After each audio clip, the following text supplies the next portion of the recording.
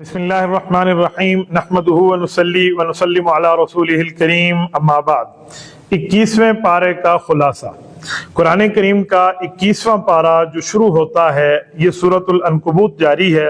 उतलु मा उहिया इलैका मिनल किताबि व अक़िमिस्सलाह। इस आयत के अंदर अल्लाह जल्ल शानुहु ने कुरान करीम के बाज़ ऐसे ऐसे मकामात को इकट्ठा फरमा कर बयान फरमा दिया है जिनको हमारे लिए समझना बड़ा ज़रूरी है। सबसे पहली और बुनियादी बात, अल्लाह जल्ल शानुहु ने यहाँ दाई और वाइज़, जो दीन को समझाने वाला हो, दीन को बताने वाला हो, उसके मुताल्लिक चंद बातें इरशाद फरमाई हैं कि उसको अपने आप को कैसा बनाना चाहिए। सबसे पहले कुरान करीम की तिलावत हो, नमाज का एहतमाम उसके लिए हो, सिर्फ नमाज पढ़ना काफी ना हो बल्कि नमाज का एहतमाम हो, और इसके साथ वो आदमी ऐसी नमाज पढ़े कि जो नमाज इसको फहश कामों से और मुनकर और बुराई की चीजों से रोक दे। यहाँ एक मुनकर का लफ्ज इस्तेमाल हुआ है, एक लफ्ज फहशा का इस्तेमाल हुआ है। मुनकर किसे कहते हैं और फहशा किसे कहते हैं? देखिए, मुनकर उस गुनाह को कहते हैं जिसके हराम होने पर दलील शरई कुरान सुन्नत इजमा से मौजूद हो, वो गुनाह मुनकर है।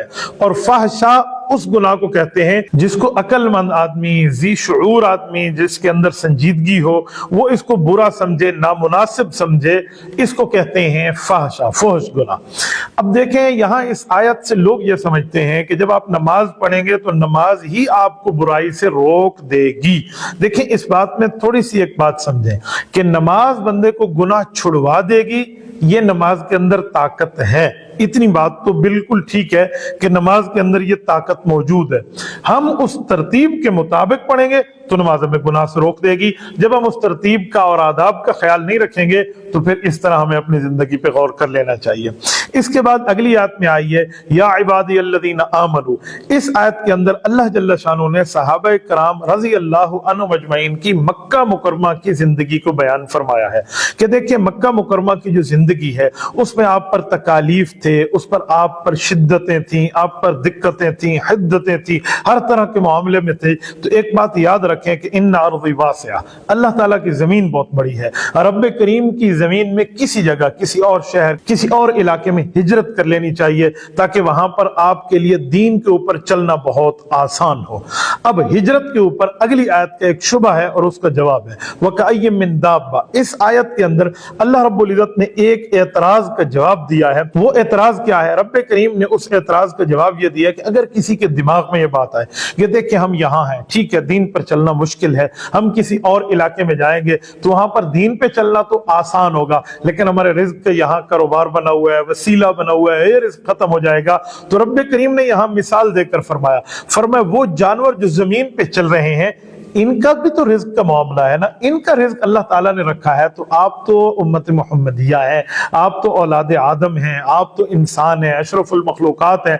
आप अल्लाह के दीन के लिए इलाके को छोड़ के दूसरी जगह जाएंगे तो इंशाअल्लाह रब्बे करीम आपके लिए रिज्क की तरतीब बना देगा, रिज्क का मामला आपके ऊपर अल्लाह जल्ल शानुहु खोल लेगा। मैं यहाँ पर एक जुमला आप हज़रात की खिदमत में समझाने के तौर पर कहता हूँ कि देखें, कुत्ते और खंजीर को अल्लाह भूखा नहीं मारता, उसे रिज्क देता है। हम तो नबी पाक इमाम अंबिया हजरत मोहम्मद मुस्तफा अहमद मुज्तबा सल्लल्लाहु अलैहि वसल्लम के वफादार उम्मती हैं। हमारे साथ रसूलुल्लाह सल्लल्लाहु अलैहि वसल्लम की निस्बत जुड़ी है, अल्लाह की बंदगी जुड़ी है। तो इंशाअल्लाह रब्बे करीम हमें भी रिज़्क से महरूम नहीं करेगा। तो इसलिए रिज़्क की वजह से रज़्ज़ाक़ को नहीं छोड़ना चाहिए, बल्कि रज़्ज़ाक़ की बात पे अमल करेंगे, अल्लाह रिज़्क वसअत अता फरमाएगा। इससे आगे अल्लाह ताला ने मुशरिकीन के बारे में बात इरशाद फरमाई है, फ़इज़ा रकिबू फिल फुल्क। इस आयत के अंदर मुशरिकीन की मुसीबत के वक्त एक पुकार को जिक्र फरमाया है कि जो मुशरिकीन थे, ये जिस वक्त किसी कश्ती में बैठते थे और ये भंवर में फंस जाते थे, तकलीफ में फंस जाते थे, तो उस वक्त बुतों को नहीं पुकारते थे, खालिसतन अल्लाह ताला को पुकारते थे, क्योंकि अल्लाह ही निजात देगा, अल्लाह ही हमारे ऊपर रहमत करेगा, अल्लाह ही बरकत देगा, अल्लाह ही अजाब से बचाएगा। ये इन लोगों का जहन था। तो इस वजह से इनका मामला ऐसे ही था। तो दुआ उस वक्त इखलास से मांगते थे, इनका कोई शिरकी अकीदा उस वक्त कार फरमा नहीं होता था। अल्लाह ताला फरमाते हैं कि जिस वक्त फलम्मा नज्जाहुम मिनल बर, हम इन्हें उस मुसीबत से निजात दे देते थे, जमीन पर इनको कश्ती से निकाल के पहुंचा देते थे, तो इज़ा हुम युशरिकून, फिर ये मुशरिक बन जाते थे। तो ये आयत बता रही है कि जैसे मुश्किल में अल्लाह को पुकारते हैं, इसी तरह हमें आसानियों में भी अल्लाह ताला को पुकारना चाहिए। जैसे मुश्किल में इखलास के साथ अल्लाह को पुकार रहे हैं, आसानियों में भी वही इखलास हमारा जारी और सारी रहना चाहिए। इससे अगली आयत के अंदर वल्लदीन जाहदू फीना लनहदियन्नहुम सुबुलना, इस आयत में अल्लाह ताला ने इरशाद फरमाया है कि मुश्किलात के सामने हथियार नहीं डालने चाहिए, मुश्किलात के सामने डरना नहीं चाहिए, मुश्किलात के सामने हार नहीं माननी चाहिए, बल्कि क्या करना चाहिए कि अल्लाह के रास्ते में मुश्किलात को बर्दाश्त करें, मशक्कत को बर्दाश्त करें, जिद्दोजहद करें, अल्लाह के रास्ते में कोशिश करें, लगन करें, मुजाहिदात करें। तो आपको किसी तौर भी इसके से पीछे नहीं हटना चाहिए। आप ये ना समझें कि मुश्किलात की वजह से हम दीन को छोड़ दें, बल्कि मुश्किलात की वजह से आपको दीन पर मजबूत रहना चाहिए, दीन के ऊपर मुसलसल आपको अल्लाह जल्ल शानू से मुतवज्जे रहना चाहिए। यहाँ पर एक बात गौर करने की जरूरत है, रब्बे करीम ने यहाँ सुबुलना बात फरमाई है। ये सुबुल जमा है सबील की, सबील सिंगुलर है, वाहिद है, सुबुल प्लूरल है, जमा है। अल्लाह ताला ने सुबुल की बात फरमाई है। पता चला अल्लाह की रजा तक पहुंचने के लिए, अल्लाह के हुक्म तक पहुंचने के लिए कोई एक रास्ता नहीं है, कई रास्ते हैं। दीन के मुतालिक सारे रास्ते हैं। तो जितने रास्ते अल्लाह जल्ल शानू के हैं उन तमाम रास्तों को इख्तियार करें तब भी ठीक है, या किसी एक रास्ते को इख्तियार करें, बाकी रास्तों की मुखालफत न करें। देखिए हम जिस मस्जिद में बैठे हैं, हमारे इस मस्जिद के 5 दरवाजे हैं, 1 2 3 4 5। अब ये 5 दरवाजे पांचों के पांचों मस्जिद के हैं। यूं नहीं कहा जा सकता कि जी एक दरवाजा मस्जिद का, दूसरा दरवाजा घर का, तीसरा मार्केट का, नऊजुबिल्लाह, इस तरह नहीं कहा जा सकता। पांचों दरवाजे मस्जिद के हैं। तो ये जो भी रास्ते हों, वो जिहाद हो, वो तबलीग हो, वो तदरीस हो, वो सियासत इस्लामिया हो, वो खानका हो, वो इसी तरह अल्लाह के रास्ते में चलना हो, समझाना हो, समझना हो, अजान देना हो, इमामत करना हो, खिताबत करना हो, वाअज़ हो, तदरीस हो, दर्स हो, तजवीद हो, जो भी दीन के रास्ते हैं, इन सब रास्तों को दीन का रास्ता समझें। जिस पर चलेंगे आप अल्लाह जल्ल शानू के लिए चलेंगे। अंबियाए कराम का काम था दीन की तबलीग करना। तो तमाम अंबियाए कराम ने दीन की तबलीग में 3 काम बुनियादी किए हैं। नंबर 1 इशाअत दीन, दीन को फैलाया है। नंबर 2 दिफाए दीन, दीन का तहफ़्फ़ुज़ किया है, डिफेंस किया है। नंबर 3 निफाज़ दीन, उस दीन को नाफिज किया है। इन 3 चीजों के लिए अंबिया ने 4 तरीके इख्तियार फरमाए हैं। नंबर 1 तकरीर का, नंबर 2 तहरीर का, नंबर 3 मुनाजरे का, नंबर 4 जिहाद फी सबीलिल्लाह का। ये 4 रास्ते अंबिया कराम ने अपनाए हैं। तकरीर के जरिए बुलाया है, तहरीर के जरिए दावत लिखवा के दी है, जैसे रसूलुल्लाह सल्लल्लाहु अलैहि वसल्लम के खुतूत लिखने जो हैं, इस तरह मुख्तलिफ चीजें और भी हैं अंबिया कराम बाकियों की भी। दीन के ऊपर कोई बात आई है तो सवाल जवाब की शक्ल में समझाया है, जैसे आप हजरात पढ़ चुके हैं वजादिलु बिल्लती आसन के तहत, ये 14वें पारे के आखिरी सफ़े के खुलासे में। और इसी तरह जिहाद फी सबीलिल्लाह का मामला भी है। तो ये तमाम रास्ते दीन इस्लाम के हैं, तो इनको अपनाना चाहिए। इसके आगे सूरत रूम है। ये सूरत रूम 21वें पारे के अंदर शुरू होती है, 21वें पारे के अंदर खत्म होती है। इस सूरत रूम का जो नाम है ये रोमियों के नाम से रखा गया है। अब इस सूरत का नाम सूरत रूम क्यों है, इस बारे में बुनियादी तौर पे एक बात समझें कि रोम एक एरिया है। उस एरिया के लोग सुपर पावर थे, उनकी एक ताकत थी। उस जमाने में जिस वक्त कुरान करीम उतर रहा है, अगर हम उस वक्त की तारीख और हिस्ट्री को देखें तो हमें समझ आता है कि उस वक्त 2 किस्म की सुपर ताकतें हैं। एक ताकत रोम की ताकत है, एक फारस की है। रोम की शख्सियत को कैसर कहा जाता है और फारस की कंट्रोलर शख्सियत को किसरा कहा जाता है। कैसर और किसरा की आपस में जंग है।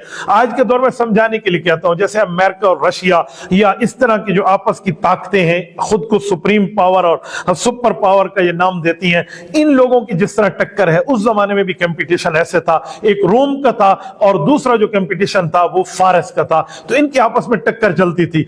एक बुनियादी तौर पे बात थी, जो फारस थे ये मुशरिकीन थे, ये जो रोमी थे ये अहले किताब थे।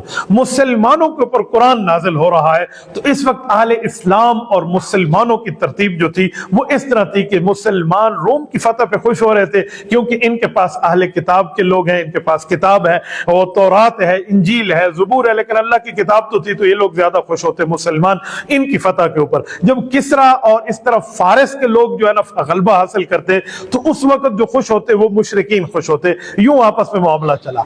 इस सूरत का शान नुज़ूल ये है, हुआ ये था कि फारस वाले जीत गए, मुशरिकीन और जो आग परस्त थे मुजूस, ये जीत गए। तो मुसलमानों के दिल थोड़े से मगमूम थे। तो काफरों मुशरिकीन मक्का का एक बहुत बड़ा शख्स जिसका नाम उबई बिन खल्फ था, इस शख्स ने आकर हजरत अबू बकर सिद्दीक रजी अल्लाह तआला को कहा, देखा जिनकी हिमायत हम करते थे वो जीत गए, जिनकी हिमायत तुम करते थे वो हार गए, और चलो मैं तुम्हारे साथ ये वो इस तरह की बातें की। कुरान करीम नाज़िल हुआ और कुरान करीम ने यहां पर एक जुमला फरमाया। अल्लाह जल्ल शानू ने यहां पर फरमाया अलिफ लाम मीम गुलिबतिर रूम फी अदनल अर्द वहुम मिन बाद गलबिहिम सयगलिबून फी बिज़अ सिनीन लिल्लाहिल अम्रु मिन क़ब्लु व मिन बाद व यौमइज़िन यफ़रहुल मुमिनून। ये आयत उतरी जिसमें रब्ब करीम ने फरमाया कि ये चंद दिनों की बात है, चंद सालों की बात है, अनकरीब रूमी गालिब होंगे और ये चंद सालों के अंदर गालिब होंगे, और जहां ये मगलूब है यहाँ गालिब होंगे, और उस दिन गालिब होंगे जिस दिन मुसलमान खुश हो रहे होंगे। वो उठा उबई बिन खालिफ हजरत अबू बकर सिद्दीक के पास है, शर्त लगाता हूं मैं तुम्हारे साथ 100 ऊंट दूंगा अगर इस तरह रोमी गालिब आ गए, और वरना 100 ऊंट तुम दोगे। उस वक्त दो तरफा शर्त जो थी ये हराम नहीं थी, अभी इसका मना नाजिल नहीं हुआ था, तो हजरत अबू बकर सिद्दीक ने कबूल फरमाया और ये बात तय हो गई। फी बिज़अ सिनीन, कुरान करीम ने बिज़ा की बात की है, बिज़ा तकरीबन 9 साल के ज्यादा से ज्यादा वक्त को कहते हैं, तो 9 साल की शर्त लग गई, ये बात तय हो गया। ऐन 9 साल के बाद जिस दिन रोमियों को गलबा मिला तो अल्लाह ने फरमाया था कि उस दिन मोमिनीन खुश होंगे, उस दिन बदर का मैदान में काफरों पर मुसलमानों को फतह हासिल हो चुकी थी, तो ये मेन दिन था। तो इस दिन 2 खुशियां जमा हुई और जो है ना क्या कहते हैं वो उसकी 100 ऊंट पहुंच गए। रिवायात में आता है कि उस वक्त शर्त हराम का फतवा नाजिल हो चुका था अल्लाह की तरफ से, तो लिहाजा उन 100 ऊंटों को गालिबन गुरबा को बगैर किसी सवाब की नियत के दे दिया गया। मेरी बात का मतलब कि कुरान करीम की इस आयत में अहले रूम के लिए जो फतह की खुशखबरी की बात थी और मुसलमानों के लिए एक बशारत थी, तो यहाँ ये चीज फरमा दी गई। रब्बे करीम ने मुसलमानों के इतनी चीज की भी दिलदारी फरमाई। इससे अगली आयत में अगर हम आए तो फसुब्हानल्लाह हीना तुमसून व हीना तुस्बिहून, इसमें अल्लाह जल्ल शानुहु ने 5 नमाजों की बात इरशाद फरमाई है। ये गौर करने का मकाम है सामईन मुकर्रम, क्योंकि अगर हम इस पर गौर कर लें तो जो एक दिन में हम 5 नमाजें पढ़ते हैं वो मसला हल हो जाएगा। देखिए इस आयत में अल्लाह ताला ने 5 नमाजों का जिक्र फरमाया है, वो क्या है? फरमाया फसुब्हानल्लाह हीना तुमसून व हीना तुस्बिहून, फरमाया ये लोग अल्लाह की तस्बीह बयान कर रहे हैं जिस वक्त रात हो रही है, शाम हो रही है, या जिस वक्त सुबह हो रही है। वलहुल हम्दु फिस समावाति वल अर्द, अल्लाह जल्ल शानु की जमीन में, अल्लाह के आसमानों में अल्लाह ताला की हम्द है। व अशिय्युन व हीना तुज़हिरून, अल्लाह ताला ने इसमें ये बात फरमाई। अब इस आयत में हीना तुमसून में ये शाम और इशा में मगरिब और इशा की नमाज शामिल है, हीना तुस्बिहून में सुबह की नमाज शामिल है, अशियन में असर की नमाज शामिल है, हीना तुज़हिरून के अंदर ज़ोहर की नमाज शामिल है। तो ये पांचों की पांचों नमाजों को अल्लाह ताला ने इस आयत के अंदर बयान फरमा दिया है। हमारे शेख मुर्शिद हजरत मौलाना अजीजुर रहमान हजारवी नव्वरल्लाहु मरकदहु फरमाया करते थे कि रोजाना की बुनियाद पर दुरूद शरीफ हो, इस्तिग़फार हो, कलमा तय्यबा हो, इसका अज़कार किया करें। अगर कभी टाइमिंग में ऊपर नीचे हो जाए तो यही आयत पढ़ लिया करें, फसुब्हानल्लाहि हीना तुमसून। फरमाया इस आयत की बरकत से अल्लाह आपकी कमी बेशी को पूरा फरमा देंगे। अगली आयत में आइए तो अमिन आयातिही अन खलक़ लकुम मिन अनफुसिकुम, इस आयत के अंदर अल्लाह जल्ल शानो ने मुख्तलिफ अपनी कुदरत की अलामात, कुदरत की निशानियां, कुदरत के मुताल्लिक चंद बातें इरशाद फरमाई हैं। मैं नंबर बार आपकी खिदमत में पेश करता हूं। अल्लाह ताला ने यहाँ एक निशानी बयान फरमाई कि हमने तुम्हें मिट्टी से पैदा फरमाया।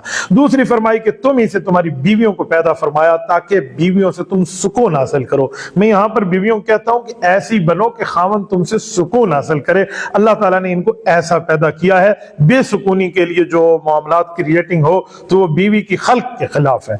इसी तरह अल्लाह जल्ल शानो ने अगली बात इरशाद फरमाई है कि इन निशानियों में आसमान की पैदाइश है, आसमानों को रब ने बनाया, जमीनों को रब ने बनाया। अल्लाह ताला ने तुम्हें ज़बानें अता फरमाई हैं, यानी मुख्तलिफ बोलियां अता फरमाई हैं, मुख्तलिफ रंग अता फरमाए हैं। रब की कुदरत का मामला है कि अल्लाह ने तुम्हें रात और दिन का हिस्सा अता फरमाया है।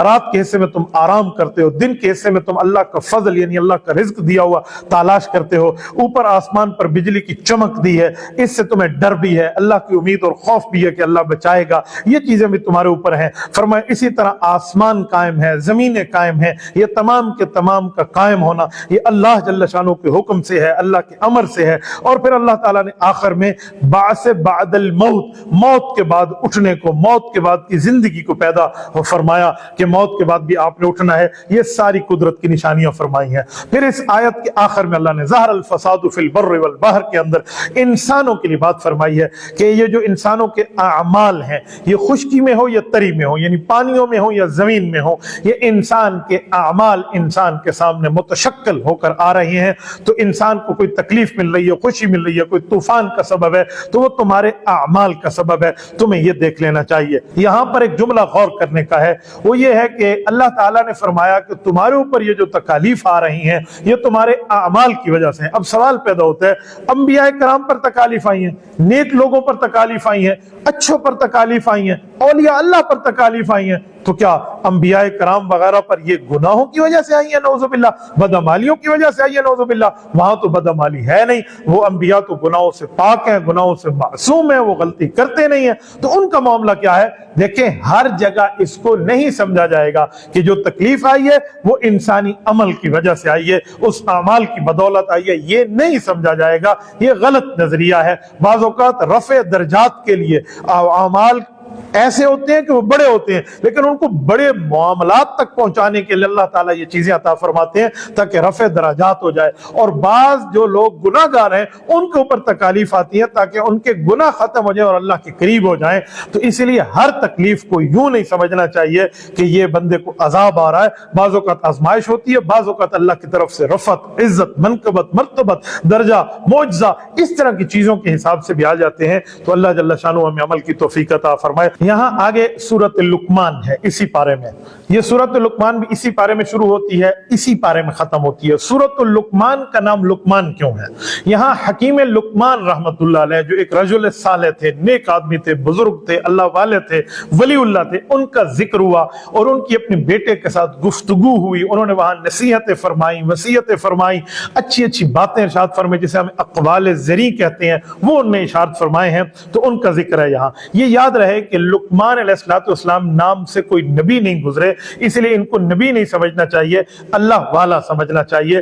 انہوں نے یہ جو اپنے بیٹے سے گفتگو کی ہے وہ بھی اس صورت میں آئے گی، لیکن یہاں پر کوئی چیزیں ایسی ہیں جن چیزوں کو اللہ رب العزت نے مزید بھی ارشاد فرمایا ہے، وہ یہ ہے کہ قرآن کریم کیوں اترا، شریعت کیوں آئی، اللہ تعالیٰ نے جو اس کو شروع فرمایا ہے وَمِنَ النَّاسِ کی آیت سے، تو اس کا خلاصہ یہ ہے کہ مکہ مکرمہ میں ایک شخص ہوا کرتا تھا مشرک، جس کا نام تھا نضر بن حارث۔ یہ نضر بن حارث وہ خناس شخص تھا جس نے مال لگایا، پیسہ لگایا، وجاہت لگائی، اپنا روب اور دبدبہ لگایا، اپنا نام لگایا، صرف اس بات کے اوپر کہ ہم کنیزیں بلائیں، خواتین کو بلائیں، رقاصہ کو بلائیں، مغنیہ کو بلائیں، گانا گانے والیوں کو بلائیں، تاکہ لوگ اس کی طرف متوجہ ہو جائیں اور قرآن سے دور ہو جائیں، نبوت سے دور ہو جائیں، شریعت سے دور ہو جائیں، دین سے دور ہو جائیں۔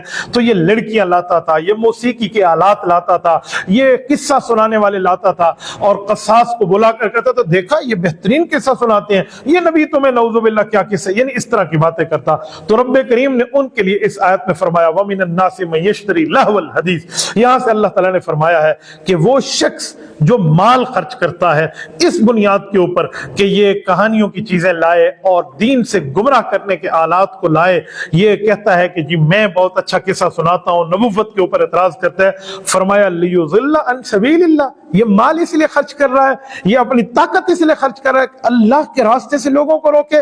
جی نہیں، یہ اللہ کے راستے سے لوگوں کو نہیں روک پائے گا۔ یہ جو چیزیں ہیں یہ دین سے غافل کرنے والی ضرور ہے، لیکن اللہ جل شانہ نے اپنے بندوں کی حفاظت کرنی ہے اور ایسے لوگوں کے لیے دردناک عذاب رکھا ہے، اللہ تعالیٰ محفوظ فرمائے۔ اس کی اگلی آیات میں اس سورت کی وَلَقَدْ آتَيْنَا لُقْمَانَ الْحِكْمَةَ أَنِ اشْكُرْ لِلَّهِ، ان آیات کے اندر حضرت لقمان کی اپنے بیٹے کے ساتھ گفتگو، اپنے بیٹے کے ساتھ کنورسیشن، اپنے بیٹے کے ساتھ باتیں اور نصیحتوں کو اللہ تعالیٰ نے یہاں پر ارشاد فرمایا ہے۔ اللہ تعالیٰ فرماتے ہیں کہ لقمان نے اپنے بیٹے سے فرمایا بیٹا شرک نہ کرنا، شرک بہت بڑا گناہ ہے، بیٹا رائی برابر چیز کے دانے کے برابر بھی کوئی چیز ہونا اللہ کی ذات اسے حاضر کر سکتی ہے، اللہ کے علم کا قائم رہنا، بیٹا نماز کی پابندی کرنا، نیکی کا حکم دینا، برائی سے روکنا، لوگوں کے ساتھ ترش روی سے برے انداز سے پیش آنا اور زمین پر اکڑ کے نہ چلنا، میانہ روی کے ساتھ چلنا اور اپنی آواز کو پست رکھنا، آہستہ رکھنا، سنجیدگی کے ساتھ رکھنا، یہ وہ نصیحتیں ہیں جو لقمان علیہ السلام نے اپنے بیٹے کو ارشاد فرمائی ہیں، اور رب کریم نے ان نصیحتوں کو یہاں ذکر کیا ہے۔ اگر ان نصائح پہ عمل کر لیا جائے تو یقین مانیے زندگی پرسکون بھی ہو جائے گی، سکون لینے والی بھی ہو جائے گی، سکون دینے والی بھی ہو جائے گی۔ اس صورت کے اندر ایک خاص چیزیں آگے ہیں جن کو قرآن کریم کی اصطلاح میں مفاتیح الغیب کہا گیا ہے، غیب کی کنجیاں، غیب کی چابیاں۔ وہ کیا ہے؟ اس صورت کے آخر میں اللہ تعالیٰ نے ان اللہ عنده علم الساعة وينزل الغيث ويعلم ما في الارحام وما تدري نفس ماذا تكسب غدا وما تدري نفس بأي ارض تموت۔ اس آیت کے اندر اللہ جل شانہ نے وہ 5 چیزیں ارشاد فرمائی ہیں۔ فرمایا عام طور پہ جو لوگوں کے معاملات ہیں نا، تو اس کے اوپر اللہ نے رد کرتے ہوئے فرمایا کہ نجومیوں سے پوچھتے ہو، اندازے بتاتے ہو تمہیں، اس کے اوپر عمل کر رہے ہو۔ اور اللہ کے بندے، ان اللہ عنده علم الساعة، قیامت کا علم اللہ کو ہے، ایگزیکٹلی ٹائم اللہ کے علم میں ہے، کب قیامت آئے گی رب کریم جانتے ہیں۔ وَيُنَزِّلُ الْغَيْثَ، آسمان سے بارش اتر رہی ہے، کیا فوائد کیا نقصان دے رہی ہے، اس کے اترنے سے کیا کیا کس کس کا دانہ پیدا ہوگا، کس کس کو وہاں بیماری ملے گی، کس کس کو صحت ملے گی، یہ رب کریم کے معاملات ہے۔ وَيَعْلَمُ مَا فِي الْأَرْحَامِ، غور کرنے کا مقام ہے۔ من فی الارحام نہیں کہا کہ بیٹی ہے بیٹا ہے، جس کو آج کل لوگ کہتے ہیں جو الٹرا ساؤنڈ سے پتہ چل جاتا ہے، یہاں ما فی الارحام بتایا کہ ماں کے پیٹ میں کیا ہے، کافر ہے یا مسلمان ہے، نیک بخت ہے یا بدبخت ہے، کتنی عمر ہے کتنی عمر نہیں ہے، فرما بردار ہے یا نافرمان ہے، وہ دلدار ہے، حبدار ہے، وفادار ہے، دلدار ہے ماں باپ کا یا غدار ہے، اس طرح کی اس کی سچویشن، یہ ما فی الارحام کے زمرے میں آتا ہے، یہ اللہ کے علم میں ہے، رب کریم کے معاملات میں ہے۔ آگے فرمایا وما تدری نفس ماذا تکسب غدا، کل کیا ہوگا، کچھ ٹائم کے بعد کیا ہوگا، یہ کسی کو نہیں پتا، یہ رب کریم کو پتا ہے۔ اور فرمایا وما تدری نفس بأی ارض تموت، میں نے کس زمین پہ مرنا ہے، مجھے موت کہاں آئے گی، میری وفات کہاں ہوگی، میری روح کس جگہ قبض کی جائے گی، یہ بھی اللہ جانتے ہیں اور کوئی نہیں جانتا۔ یہ مغیبات خمسہ کے بارے میں ارشاد فرمایا، مفاتیح الغیب، یہ غیب کی چابیاں ہیں۔ یہ میں ایک جملہ آپ کی خدمت میں کہتا ہوں، ایک بہت بڑی شخصیت نے خواب دیکھا، امام اعظم ابو حنیفہ رحمہ اللہ سے، انہوں نے پوچھا، یہ خواب حضرت امام نصفی رحمہ اللہ نے تفسیر نصفی میں اس آیت کے تحت ذکر فرمایا ہے کہ انہوں نے دیکھا کہ پتہ نہیں میں کسی فرشتے کو یا پتہ نہیں ایسے کہیں ہوں اور میں دیکھ رہا ہوں کہ اس اللہ والے سے پوچھتا ہوں کہ میں نے موت کب لینی ہے، میں نے کب مرنا ہے، تو انہوں نے 5 کے لفظ کا اشارہ کیا، تو اٹھے تو پریشان ہو گئے جی 5 دن ہے، 5 گھنٹے ہیں، 5 سال ہے، 5 صدیاں ہیں، 5 ہفتے ہیں، 5 کتنے ہیں 5؟ تو جب پوچھا تو امام اعظم رحمۃ اللہ فرمایا کہ آپ کا خواب نہیں ہے، یہ تو آپ کو وہ دین سمجھایا گیا ہے کہ جن 5 چیزوں کا علم اللہ کے پاس ہے ان میں موت بھی ہے۔ تو یہ سورۃ لقمان کے اینڈ میں اللہ جل شانہ نے بات ارشاد فرمائی جس کا خلاصہ میں نے آپ کی خدمت میں رکھا۔ اس سے اگلی سورت جو اسی پارے میں شروع ہوتی ہے، اسی پارے میں ختم ہوتی ہے، وہ سورۃ السجدہ ہے۔ اس سورت کو سورۃ السجدہ اسی لیے کہتے ہیں کہ اس میں آیت سجدہ موجود ہے۔ اللہ جل شانہ نے اس سورت میں دین اسلام کی بنیادی ارکان جیسے توحید ہے، رسالت ہے، آخرت ہے، قیامت ہے، اس طرح کے اس بات کی بات ارشاد فرمائی ہے۔ نبی پاک صلی اللہ علیہ وسلم کی مستقل سنت ہے، آپ صلی اللہ علیہ وسلم صبح کی نماز جو جمعے والے دن کی ہے اس کی پہلی رکعت میں سورۃ سجدہ پڑھتے اور دوسری رکعت کے اندر نبی پاک صلی اللہ علیہ وآلہ وسلم سورۃ مدثر کی تلاوت فرماتے، سورۃ الانسان کی جو 29ویں پارے میں ہے۔ تو نبی علیہ الصلوۃ والسلام پہلی رکعت میں مکمل سورت پڑھتے جمعے والے دن صبح کی نماز کے اندر، یہ آپ صلی اللہ علیہ وسلم کا معمول ہے۔ اس آیت کے یہاں اس سورت کے میں کچھ خلاصے آپ کی خدمت میں عرض کرتا ہوں۔ اللہ الذی خلق السماوات والارض، اس آیت کے اندر اللہ جل شانہ نے زمین اور آسمان کی پیدائش کے بارے میں بات ارشاد فرمائی ہے کہ یہ 6 دنوں کی مقدار میں پیدا کیے گئے۔ یہاں جو 6 دن فرمائے گئے ہیں، یہ 6 دن کا تقریباً مقدار بتایا گیا ہے، کیونکہ اس وقت زمین آسمان جب پیدا ہو رہا تھا تو اس وقت سورج چاند ستارے تو تھے نہیں، تو 6 دن کا مطلب کیا، اس وقت تو دن کی ترتیب ہی نہیں تھی، تو 6 دن کے مقدار کی بات ہے۔ اس پر اور بھی اقوال موجود ہیں۔ پھر اللہ جل شانہ کے لیے فرمایا کہ ثم استوى علی العرش، پھر اللہ تعالیٰ عرش پر مستوی ہوئے۔ اب عرش پر مستوی ہونے کا معنی یہ ہم نہیں جانتے، یہ اللہ جل شانہ کے علم میں ہے۔ اس طرح کی آیات کو آیت متشابہ کہا گیا ہے۔ آیات متشابہات کے بارے 3 پارے کے خلاصے میں ذکر کر چکا ہوں، آپ اس کو وہی سن لیں۔ اس پر ایمان رکھا جاتا ہے، اس پر بحث نہیں کی جاتی۔ اس کے آگے وَلَقَدْ آتَيْنَا مُوسَى الْكِتَابَ فَلَا تَكُنْ فِي مِرْيَةٍ مِّن لِقَائِهِ، اس آیت کے اندر اللہ جل شانہ جو بات ارشاد فرمائی ہے، میں 2 پہلو آپ کی خدمت میں بطور خلاصہ کے رکھتا ہوں۔ اللہ جل شانہ نے نبی علیہ الصلوۃ والسلام کے لیے فرمایا کہ آپ اس میں شک نہ کریں، ہم نے موسیٰ علیہ السلام کو تورات دی اور آپ کو قرآن دیا۔ بظاہر تو یہ سمجھ آتا ہے کہ नबी अलैहिस्सलाम को नौजुबिल्लाह कुरान में कोई शक है, इस वजह से फरमाया कि जी नहीं, इसका ये बिल्कुल मतलब नहीं है, बल्कि ये तस्बीत कल्ब के लिए मुराद है, जिसको मजीद वजाहत के साथ, मजीद पुख्तगी के साथ अल्लाह जल्ल शानो यही इरशाद फरमाते हैं। एक माना मुफस्सिरीन कराम ने और भी इरशाद फरमाया, वो ये है कि नबी पाक सल्लल्लाहु अलैहि वसल्लम को बताया गया है कि हमने मूसा अलैहिस्सलाम को तौरात दी है, आप मूसा अलैहिस्सलाम की मुलाकात में शक न करें, हम आपकी मुलाकात कराएंगे इसी दुनिया में। क्या मतलब? नबी पाक सल्लल्लाहु अलैहि वसल्लम की मुलाकात होगी, यानी इसी दुनियावी जिंदगी में। तो हुजूर पाक अलैहिस्सलाम की ये मुलाकातें हुई हैं। वो मुलाकातें कहाँ हुई हैं? नबी अलैहिस्सलाम की 3 मुलाकातों का जिक्र है, बल्कि अगर मैं कहूँ तो कई मुलाकातें बनती हैं, लेकिन 3 मकामात अर्ज किए देता हूँ। एक नबी पाक सल्लल्लाहु अलैहि वसल्लम की सही हदीस है, सही मुस्लिम में मौजूद है, किताबुल फज़ाइल जिल्द नंबर 2 में मौजूद है। रसूलुल्लाह सल्लल्लाहु अलैहि वसल्लम फरमाते हैं, मेराज की रात जाते हुए मैंने मूसा अलैहिस्सलाम की कब्र के करीब से गुजरा तो मैंने उन्हें कब्र में खड़े होकर नमाज पढ़ते देखा। सही मुस्लिम में हजरत अनस रज़ियल्लाहु अन्हु के वास्ते से सही हदीस मौजूद है। दूसरी हजरत मूसा अलैहिस्सलाम से मुलाकात नबी अलैहिस्सलाम ने इमामत अंबिया फरमाई है 2 मरतबा। मुल्ला अली कारी रहमतुल्लाह अलैह मिरकात शरह मिशकात में लिखते हैं, एक मरतबा आसमानों पे जाते वक्त, एक मरतबा आसमान से वापसी पर। जाते वक्त जो मुलाकात थी वो इस्तकबाली नमाज थी, और वापसी पे जो मुलाकात थी वो सीएफ और खुदा हाफिज कहने की जो मुलाकात थी, ये दोनों मुलाकातें यहाँ हैं। इसके साथ फिर आसमानों पे तो मुलाकातें कई हैं, जिसमें उन्होंने फरमाया था कि आपकी उम्मत 50 नमाजें नहीं पढ़ेगी, कम कराइए। तो नबी अलैहिस्सलाम गए और आए। यहाँ 2 रिवायतें हैं। आप अलैहिस्सलाम अगर गए हैं, 5 कम हुई हैं तो 9 मरतबा आना जाना है, 10 कम हुई है तो 4 मरतबा आना जाना है। फिर अल्लाह ताला ने फरमाया कि अब 5 पढ़ेंगे सवाब 50 का होगा। हजरत मूसा अलैहिस्सलाम ने हुजूर को पाक अलैहिस्सलाम को फरमाया कि 5 भी नहीं पढ़ेंगे। नबी अलैहिस्सलाम ने फरमाया मुझे अल्लाह से हया आती है, क्योंकि रब ने फरमाया 5 पढ़ेंगे सवाब हम 50 का देंगे। ये मुलाकात हजरत मूसा अलैहिस्सलाम से हुजूर पाक सल्लल्लाहु अलैहि वसल्लम की है, तो इनका जिक्र किया गया है। उसके आगे वजअलना मिनहुम अइम्मतन यहदूना बिअमरिना, इस आयत के अंदर अल्लाह जल्ल शानहू ने यहाँ जो बात इरशाद फरमाई है वो अइम्मा हुदा, जो लोगों के पेशवा, लोगों के बड़े हों, उनके बारे में अल्लाह ताला जल्ल शानहू ने इरशाद फरमाया कि जो हिदायत के मुक्तदा हैं, इम्मा हुदा हैं, इनके अंदर 2 चीजें बुनियादी तौर पे होनी चाहिए जो खुलासे के तौर पे। एक इनका इल्म तगड़ा होना चाहिए, एक इनका अमल बेहतरीन होना चाहिए, यानी कमाल इल्मी भी हो, कमाल अमली भी हो। रब्बे करीम ने लम्मा सब्रू कह के कमाल अमली की बात फरमाई है कि इनमें कमाल दर्जे का अमल हो। वो क्या है? ताआत पे सब्र करें, गुनाहों से रुक करें, मशक्कत आए तो बर्दाश्त करें, इससे बढ़ के इनका कमाल और क्या होगा। वकानू बिआयातिना यूकिनून में अल्लाह ताला जल्ल शानहू ने जो बात इरशाद फरमाई ये कमाल इल्मी है। इनका नॉलेज, इनका इल्म, इनकी मालूमात इतनी ज्यादा होनी चाहिए कि जो इनके पास हो किसी और के पास ना हो। अल्लाह जल्ल शानहू ने इस जगह इस चीज को इरशाद फरमाया। इसके आगे इसी पारे में शुरू होती है, लेकिन 22वें पारे में जाके अगले पारे में खत्म होती है। वो सूरतुल अहज़ाब है।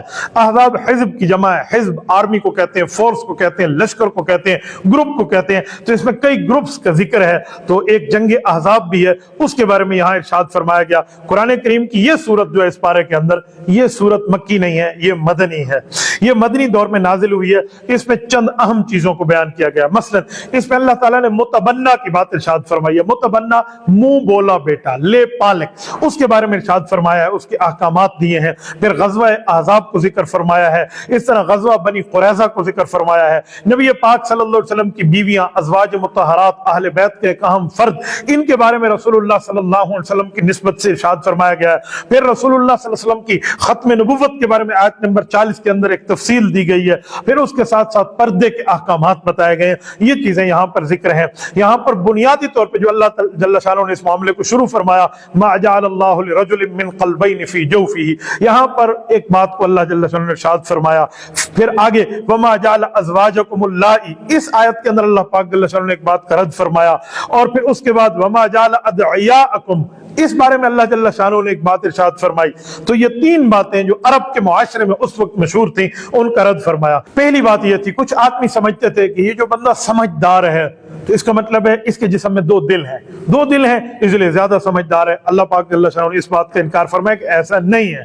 दूसरी बात है कि बाज़ औक़ात लोग अपनी बीवी को कह देते थे, तुम मेरे लिए ऐसी हो जैसे मेरी माँ की कमर, मेरी माँ की पुश्त, मेरी माँ की बैक साइड, मेरे लिए तुम ऐसी हो, इस तरह के जुमले कहते थे। तो इसकी हुर्मत इरशाद फरमाई कि ऐसा कहना हराम है। तीसरी बात लोगों के यहाँ ये मशहूर था कि जिसको मुंह बोला बेटा कह दें, ले पालक बना ले कि जी मेरा बेटा है, जब उसको कह दिया तो बस उसको विरासत पे हिस्सा भी पड़ गया, पर्दे के भी खत्म कर दिया सारे मामला। तो इस तरह चीजें अल्लाह जल्ल शान ने इसको भी खत्म फरमाया कि मीरास में भी उसका हिस्सा नहीं है। और अगर उसकी बीवी होगी तो वो आपकी हकीकी बहू नहीं है कि बेटे के फौत होने के बाद बहू से ससुर का निकाह नहीं हो सकता, उससे आपका हो सकता है क्योंकि वो मुंह बोला बेटा है। इस तरह की बात को इरशाद फरमाया। इन रसूमात की तरदीद अल्लाह जल्ल शान ने इरशाद फरमाई है। नबी पाक सल्लल्लाहु अलैहि वसल्लम के ऊपर ये चीजें अल्लाह ताला जल्ल शान ने नाज़िल फरमाई और फिर हुज़ूर पाक अलैहिस्सलाम ने इस तरह तरदीद फरमाई। इसी तरह अल्लाह जल्ल शान ने ये जो फरमाया उसको खुलासा यही निकलेगा कि देखें जिस तरह इंसान के सीने में दो दिल नहीं हो सकते, ऐसे ही इंसान की दो सगी माएँ नहीं हो सकती, सगी माएँ एक ही होती है। इसी तरह कि तुम बीवी को भी और उसको भी दोनों को ज़िहार के मामलात में बना दो, यूं नहीं हो सकता। इसी तरह एक बंदे का सगा बेटा एक ही होगा, दो बेटे उसके सगे नहीं हो सकते। तो आगे पीछे के मामलात हैं, यूं इरशाद फरमाया और इस मसले को हल फरमाया। इससे अगली आयत में अन्नबिय्यु औला बिल मुमिनीन मिन अनफुसिहिम व अज़वाजुहु उम्महातुहुम, इस आयत में नबी पाक सल्लल्लाहु अलैहि वसल्लम की बीवियों को अल्लाह जल्ल शानो ने एक रुतबा दिया और रसूलुल्लाह सल्लल्लाहु अलैहि वसल्लम के लिए फरमाया कि मुमिनीन ने अपनी जानों से ज्यादा महबूब और अजीज रखते हैं और रसूलुल्लाह की जो बीवियां हैं वो उम्मत की माएँ हैं, उम्महातुल मुमिनीन हैं। अब एक जुमला सुने, जैसे पीछे अल्लाह जल्ल शानो ने आयत में फरमाया कि आप उसको हकीकी बेटा नहीं समझ सकते जिसको मुंह बोला बेटा आपने बनाया, तो यहां भी यही फरमाया कि देखो मोमिन की मां हो गई रसूलुल्लाह की बीवी, इसके बावजूद भी मुसलमानों की विरासत का माल नबी के लिए और आपकी अज़वाज के ऊपर तकसीम नहीं होता, बल्कि मुमिनीन अपने करीबी रिश्तेदारों में तकसीम करते हैं। तो जब मां का दर्जा कह दिया गया तो अपनी विरासत वहां नहीं मिलती तो मुतबन्ना और लेपालिक को कैसे मिल सकती है। इससे अगली आयत में या अय्युहल्लज़ीना आमनू उज़्कुरू निअमतल्लाहि अलैकुम इज़ जाअतकुम जुनूद, इस आयत के अंदर अल्लाह जल्ल शानो ने ग़ज़वा खंदक को जिक्र फरमाया है। ग़ज़वा खंदक को रिसालत मआब अलैहिस्सलातु वस्सलाम को जिक्र फरमाया और यहाँ से अल्लाह जल्ल शानो ने ग़ज़वा अहज़ाब को कैसे जिक्र फरमाया, मुख्तलिफ पहलुओं का तज़किरा चलाया। मुशरिकीन मक्का के बारे में, ओहद व बदर में नाकामी की सूरत हाल और इनका मुसलमानों के खिलाफ सबको जमा करना और कितने हजारों बंदों को लेकर आना, फिर मदीने पे हमले से निकलने के लिए पूरी तरतीब करना और नबी पाक सल्लल्लाहु अलैहि वसल्लम को इसकी इत्तला हुई, सहाबा किराम से मशवरा हुआ, हजरत सलमान फारसी रजी अल्लाह तआला की राय के मुताबिक खंदक खोद दी गई। मदीने के मुख्तलिफ अतराफ में खंदक की खुदाई के बाद मुसलमानों की हिफाजत के लिए पूरी तरतीब चली, कुफ्फार आए, फिर अल्लाह ताला जल्ल शानू ने इनके ऊपर एक आंधी को चलाया, मुशरिकीन भाग गए, बनी कुरैज़ा ने बदअहदी की, फिर इनको ग़ज़वा खंदक से फारिग होने के बाद इनका मामला किया, मुहासरा किया, हजरत साद बिन मुआज़ रजी अल्लाह तआला अन्हु ने फिर इनका फैसला फरमाया, इनके मर्दों को कत्ल किया गया, नाबालिग बच्चों और औरतों को गुलाम और लौंडी की पूरी तरतीब। फिर उसके बाद अल्लाह जल्ल शान ने यहाँ पर मुनाफिकीन का जिक्र फरमाया, उनके हीलों का जिक्र फरमाया, ग़ज़वा में ना शरीक होने के बहानों का जिक्र फरमाया, ये सारी बात को पेश फरमाया। और इसके आगे जाकर रब्बे करीम जहां इस पारे को जो है ना क्या कहते हैं आखिरी आयत में एक बात फरमा रहे हैं और एक जुमला इरशाद फरमा रहे हैं, वो है या अय्युहन नबिय्यु कुल्ली अज़वाजिका इन कुंतुन्न तुरिदनल हयातद दुनिया व ज़ीनतहा फतअलैना वत्तकुन्न व सर्रहकुन्न सराहन जमीला। इस आयत को आयत तख़यीर कहते हैं, यानी इख्तियार दे दिया गया है नबी पाक सल्लल्लाहु अलैहि वसल्लम की बीवियों को। ये इख्तियार का मामला क्या था, ग़ज़वा अहज़ाब हो गया, खंदक का मामला, ये सारी चीजें हो गई। फिर बनी कुरैज़ा के बाद फतूहात मिली, अम्वाल मिले, जो है ना क्या कहते हैं माल की फरावानी हो गई। तो रसूलुल्लाह सल्लल्लाहु अलैहि वसल्लम की बीवियों ने एक मुतालबा किया, ये मुतालबा फी नफ्सी जायज है, कोई नाजायज मुतालबा नहीं है।